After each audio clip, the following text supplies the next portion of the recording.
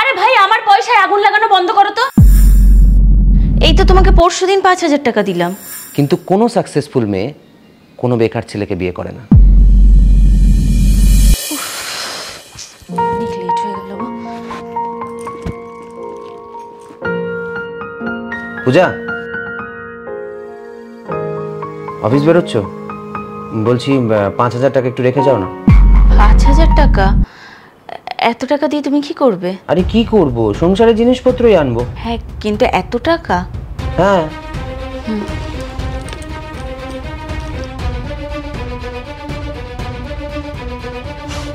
টেবিলের উপর রাখলাম, নিয়ে নিয়ে। ওকে।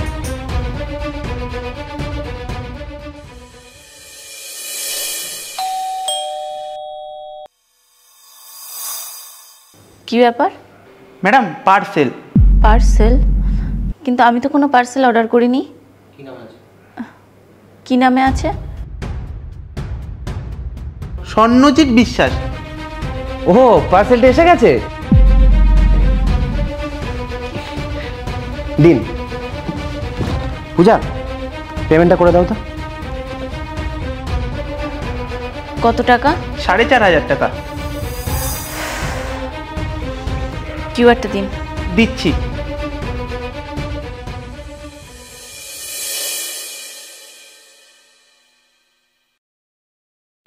পূজা,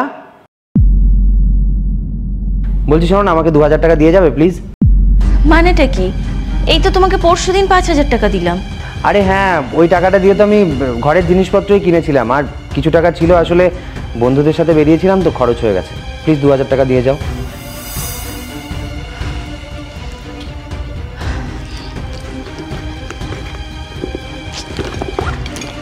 আমার কাছে ক্যাশ নেই, প্লিজ এই কার্ডটা রাখো, আর যেটা তোমার খরচ করার খরচ করো। দাও। আর প্লিজ একটু দেখে শুনে খরচ করো।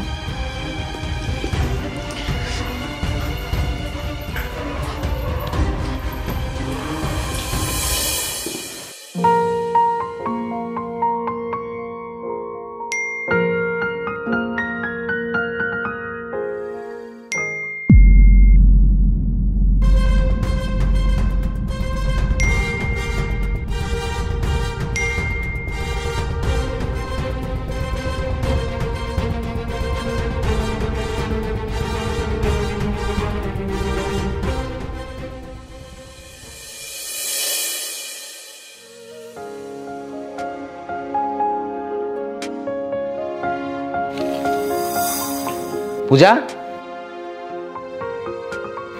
দেখো কত কিছু কিনে নিয়ে এসেছি।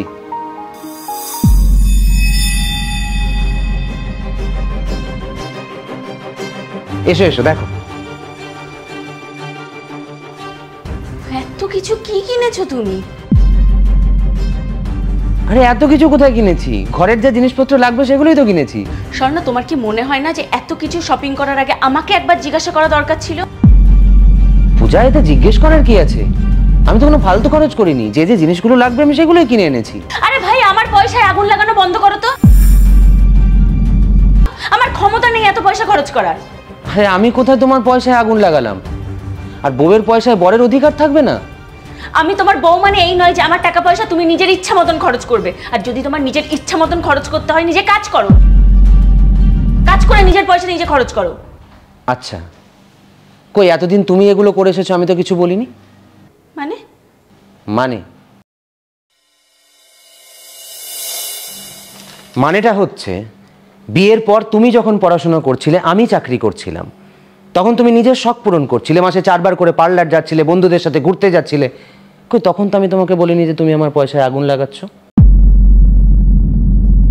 মানে বিষয়টা হচ্ছে যে বরের টাকা মানে সেটা বর বউ দুজনের, আর বউয়ের টাকা মানে শুধুমাত্র বউয়ের।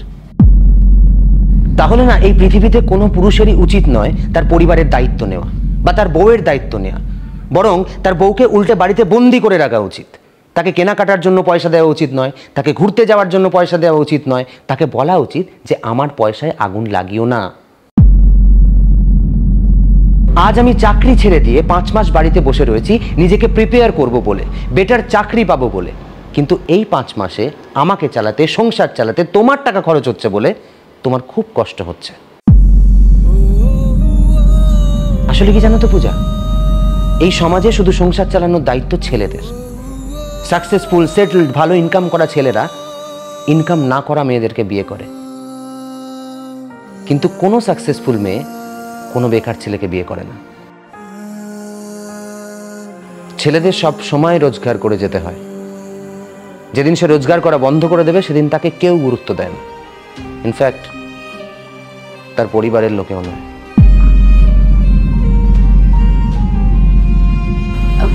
স্বর্ণ,